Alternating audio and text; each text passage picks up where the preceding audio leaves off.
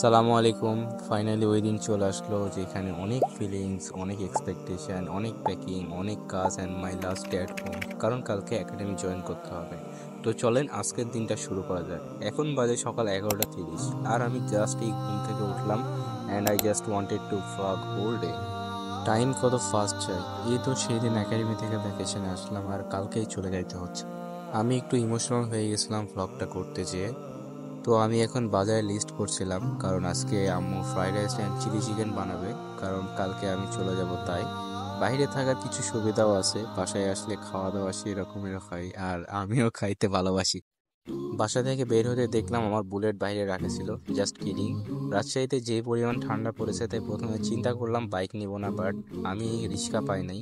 আর ঠান্ডায় বাইক চালাতে কেমন ফিলিংস হয় সেটা একমাত্র যারা বাইক চালায় তারাই ভালো জানে। তাই বাইক নিয়ে বের হয়ে পড়লাম বাজারের উদ্দেশ্যে।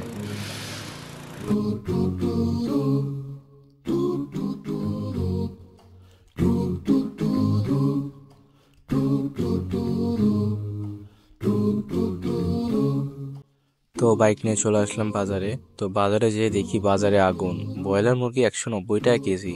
যাই হোক, নেওয়া তো লাগবেই, তাই একটা মুরগি নিয়ে এলাম 250 টাকা দিয়ে। মুরগিটা 1 কেজি 300-র মতো ছিল। তো মুরগিটা তারা সুন্দর মতো করে ছিলে আমাকে একটা পলিথিনে দিলাম, আমি সেটা বাজারে ব্যাগে নিয়ে নিলাম। তো এবার কিনতে চলে গেলাম বাসমতি পোলায়ের চাল। বাসমতি পোলায়ের চালে কেজি 360 টাকা, আমি হাফ কেজি নিয়েছিলাম। আর চালের দোকানে আসলে আমি চালগুলোকে এইভাবে নাড়তে কেন কিন্তু ভালো লাগে, আমার সব হুদাই কাজ কাম।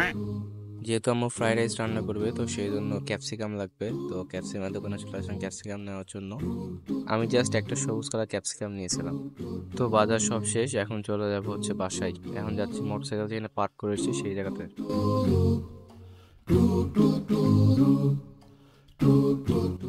তো এসে আগে হেলমেট পরে নিলাম, কারণ আনএক্সপেক্টেড যে কোনো দুর্ঘটনা থেকে লাইফে সব জায়গাতে হেলমেট রক্ষা করে। তো এখন বাসায় চলে আসলাম আর ব্যাগটা এখন দিয়ে দেবো আম্মুকে।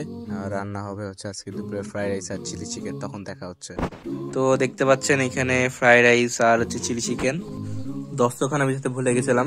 দস্তরখানা বিছিয়ে খাওয়া সুন্নত, অবশ্যই বিছানায় বা কোথাও খেলে অবশ্যই দস্তরখানা বিছিয়ে খাবে। মেন কথা হলো এইগুলা রান্না হয়েছে, কালকে একাডেমি চলে যাবো আমি সেই জন্য। আর দীর্ঘ 1 মাস বাড়িতে কাটানোর পর আবার চলে যেতে হবে একাডেমিতে। কিছুদিন আগে আমি একাডেমি থেকে আসলাম বাসাতে, এখন আবার চলে যাচ্ছে একাডেমিতে কালকে। টাইম কত দ্রুত যাই, কত ফাস্ট টাইম চলে গেছে এখন উপলব্ধি করছি। কয়েকদিন আগে আমি যে ব্লগ দিয়েছিলাম যে আমি বাড়িতে আসি, সারপ্রাইজ ব্লগ, আর এখন দিচ্ছি হচ্ছে বাসা থেকে চলে যাবো সেই ব্লগ। তো এখন খাওয়া দাওয়া করবো, খাওয়া দাওয়া করে ব্যাগ প্যাকিং করতে হবে। তো তখন ব্যাগ প্যাকিং এর সময় দেখা হচ্ছে আপনাদের সাথে। সন্ধ্যায় আমি আম্মুর সাথে চলে আসলাম লাগেজের কভার কিনতে। আসলে এখন শীতের সময় আর আমার লাগেজটা নিংটুকুটু থাকে, তাই ভাবলাম ওকে একটা কভার কিনে দেই, কারণ ওকে রেখে দিলে ময়লা লেগে যায় ওর গায়ে। বাট এই কভারটার দাম 450 টাকা, যেটা সামনে দেখতে পেলেন। আর এখন কিছুক্ষণ পর প্রেসিডেন্ট কোম্পানি একটা লাগেজের কভার নিয়ে আসলো, সেটা তো 650 টাকা। তো আম্মুকে বললাম যে আমরা যেহেতু প্রেসিডেন্ট না, তারা প্রেসিডেন্ট লাগেজের কভারটা নিব না, আমরা যেহেতু লোকাল মানুষ তাই লোকাল দোকান থেকে একটা কভার নিয়ে নিব। তো সেই জন্য আমরা আর বেশি দেরি না করে ওখান থেকে বের হয়ে গেলাম। তো বাজার থেকে বের হওয়ার টাইমে একটা ছাকনির দোকান চোখে পড়লো। তো আম্মু বললো যে একটা ছাকনি কিনা লাগবে। তো আমরা যে একটা ছাকনি কিনলাম, আর কি কিনতে আসলাম আর কি কিনলাম। তো ছাকনি কিনে বাসায় চলে আসলাম, কারণ ঈশার নামাজের টাইম হয়ে যাচ্ছিল। তো নামাজ পড়ে এসে দেখছি আম্মু নান রুটি আর সাথে চিলি চিকেন আর মিউনিস দিয়েছিল, মজা করে খাচ্ছিলাম। এটাও রাতের খাবার ছিল, যেহেতু কালকে চলে যাব সেই জন্য দেখছি আম্মু নান রুটি আর চিলি চিকেন রান্না করেছিল। আজকে সারাদিন শুধু খাওয়ার উপরেই আছি। আর রাজ্যের যে পরিমাণ ঠান্ডা পড়েছে এটা আপনাকে দেখে বুঝতে পারছেন। তো সারাদিন অনেক খাওয়া দাওয়া হলো, অনেক ঘোরাফেরা হলো, অনেক বাজারে যাওয়া হলো। তো এখন লাস্ট ফিনিশিং, এখন প্যাকিং করা লাগে, ব্যাগ প্যাকিং। তো সেই জন্য আমি আমার কাপড়গুলো নিয়ে চলে আসলাম, এগুলো হচ্ছে প্যাক করে নিয়ে যাওয়া লাগবে একাডেমিতে। তো এনজয় করেন একটা একটা টাইম ল্যাপস ভিডিও প্যাকিং এর আমার।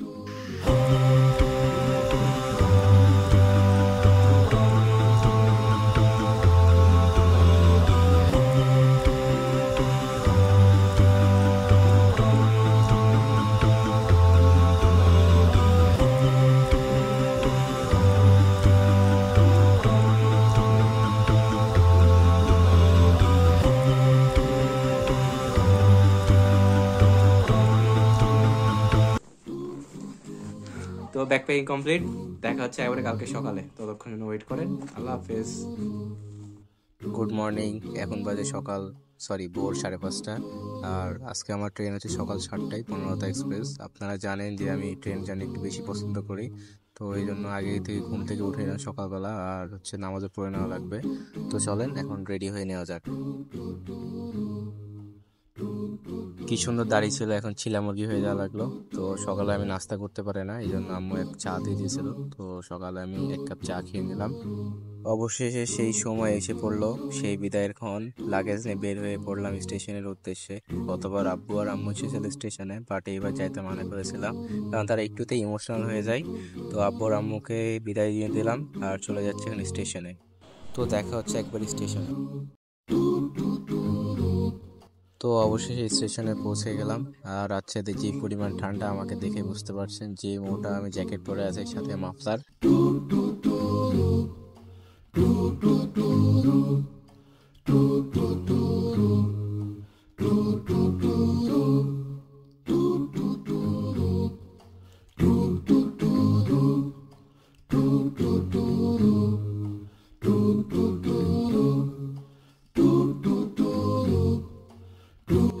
আর ট্রেনটা 7টার সময়, আমার স্টেশন প্ল্যাটফর্ম ছিল হচ্ছে 6 নাম্বার। তো ট্রেনটা আজকে দেখলাম ঠিক রাইট টাইমে মনে হয় আসবে, এবং ট্রেন ঠিক টাইমে চলেও আসলো। আর আমার বগিটা ছিল বগি 4 নাম্বার, তো এখন সামনে হাঁটা লাগবে, তো সেজন্য আমি সামনে চলে গেলাম। আর ট্রেনে ভালোই ভিড় ছিল। আপনারা জানেন ট্রেন আসলে অবশ্যই ভিড় জমা হয়ে যায়, মানুষ তাড়াহুড়া করে গেটে ঢোকার জন্য ব্যস্ত হয়ে যায়। তো আমি কোনো মতে ঠেলে ঠুলে ট্রেনের ভিতরে ঢুকলাম, আর লাগেজটা রেখে দিলাম। আমার সিট নাম্বার ছিল উইন্ডো 6। ভালো উইন্ডো সিট কেড়ে ফেলেছিলাম, না হলে উইন্ডো ছাড়া ভালো লাগে না আমার। আর কিছুক্ষণের মধ্যে আমার ট্রেনটা ছেড়ে দিবে, এই যে হুইসেল দিয়ে দিল, আর আমি এখন এই যে ট্রেনে উঠে পড়লাম।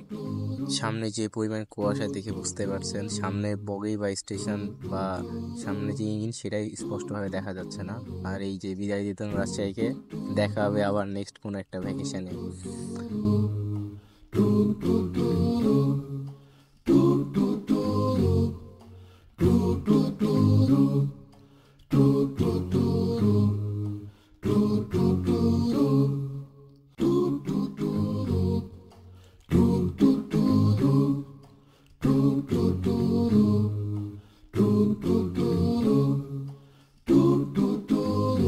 তো যেহেতু বেশি শীত পড়েছে আর মুখ দিয়ে ধোয়া বাড়াচ্ছিল, এটা একটু দেখানোর চেষ্টা করছিলাম আপনাদেরকে। আর মনে করেন যে আমি সিগারেট খাই, উত্তরবঙ্গে এটা স্বাভাবিক। তো আমি আমার এই ব্যাগটা বাংকারের উপর রেখেছিলাম। তো আমি মনে করেছি যে ঠিকঠাক ভাবে থাকবে, কিন্তু এখানে একটা পোপাট হয়ে গেছে। ট্রেনটা এমন জোরে ভাইব্রেশন হয়েছে, ঝাঁকুনি দিয়েছে, যে ব্যাগটা এসে ডিরেক্ট একবারে আমার পাশের সিটে যে আঙ্কেল বসেছিল তার গায়ে এসে পড়েছে। সো ফানি এটা আমার জন্য। রাত্রে মতো 2 ঘন্টা ঘুমিয়েছিলাম, আর ট্রেনে এসেও কোনো ঘুম নাই, আর পাশের আঙ্কেল দেখছি ঘুমিয়ে বিফোর। যদি আল্লাহ তালা আমাকে এরকম ঘুম দিত, কতই না ভালো হতো। তো ট্রেনের বাইরে চোখ যেয়ে দেখলাম অনেক সময় পর সূর্যের দেখা মিলেছে। সে সকাল থেকে একবারে চারিদিকে অন্ধকার ছিল, আর সূর্যকে দেখাই যাচ্ছিল না। দেখ অবশ্যই সূর্যকে দেখা গেল, বাট কিছু দূর যাওয়ার পর দেখলাম সূর্য আবার গায়েব। কোন দিকে চলে গেল আমি নিজেই বুঝতে পারলাম না। আর এদিকে কুয়াশা আর ঠান্ডা দেখলাম আরো বেশি পড়েছে। তারপর আমার মাথায় হঠাৎ করে চিন্তা আসলো যে আবার সেই ভোর 5টায় ওঠা লাগবে, সকাল 7টায় নাস্তা করা লাগবে, পিটতে যাওয়া লাগবে, প্যারেডে যাওয়া লাগবে, একাডেমিক রুলস অ্যান্ড রেগুলেশন আছে, এগুলো আবার মেনটেন করা চলা লাগবে। তারপর চিন্তা করলাম যে আমি তো মেইন ক্যাডেট, পেন তো নেওয়াই লাগবে। তো এখানে আবার আরেকটা ইন্টারেস্টিং কাহিনী হয়ে গেল। তো আমার ব্যাগটা সাথে ছিল, তো আমার ভুল বলতো ব্যাগের লেগে এই সুইচটা অন হয়ে গেছে, ফ্যানের সুইচ। আর দেখছি শীতের টাইমে ফ্যান চালু হয়ে গেছে, আঙ্কেল বলছে যে ঠান্ডা লাগছে, ফ্যান অফ করো। তো ট্রেনটা কোনো একটা স্টেশনে থামলো, তো আমি চিন্তা করলাম যে যেহেতু অনেকক্ষণ পর থেমেছে, তারপর নন স্টপ ট্রেন বনলতা, তো ভাবলাম একটু নেমে দেখি। ওমা, নামার সাথে সাথেই দেখছি যে আবার ট্রেন চালু হয়ে গেছে, উঠো উঠো ট্রেন ছেড়ে দেবে। আমি একটু বেশি সারপ্রাইজড হয়ে গেলাম, যে এই নামলাম না, নিচে কিছুক্ষণ হাঁটাহাঁটির জন্য আবার উঠে যাওয়া লাগবে। তো এরপর আসে খাওয়া দাওয়ার পালা। আগে থেকে জানেন আমি খেতে বেশি ভালোবাসি। তো আম্মু, যেহেতু আমি সকালে নাস্তা করিনি, তাই আম্মু হচ্ছে আমার খিচুড়ি প্যাক করে দিয়েছিল, তো সেটা আপনাদের সাথে আনবক্স করছিলাম। এখানে খিচুড়ির সাথে ছিল আলু ভর্তা। যাই হোক, এখন খিচুড়িটা আমি খেয়ে নিব। আর চামচটা হঠাৎ করে পড়ে যেতে লেগেছিল, কিন্তু সমস্যা নেই, আমি কোনো মতো করে চামচটা ধরে আবার উপরে উঠিয়ে নিয়ে আসলাম। আর রান্নাটা মাশাআল্লাহ ভালোই টেস্টি ছিল। তো দেখতে দেখতে স্টেশন চলে আসলো, এখন নামার পালা। তো আমি আবার উপর থেকে লাগেজটা নামিয়ে রাখলাম, কারণ সামনে এখন আমাকে স্টেশন নেমে যেতে। আলহামদুলিল্লাহ পৌঁছে গেলাম। তো দেখা হবে নেক্সট কোনো ভিডিওতে। ততক্ষণে ভালো থাকবেন, সুস্থ থাকবেন। আল্লাহ হাফেজ। আর যদি ভিডিওটা ভালো লেগে থাকে অবশ্যই ফলো দিয়ে দেন, আর লাইক কমেন্ট করতে বলেন না, শেয়ার করতে বলেন, যেন আমি আরও ইন্সপিরেশন পাই এবং আরও বেশি ভিডিও দিতে পারি। সো আল্লাহ হাফেজ, গুড বাই।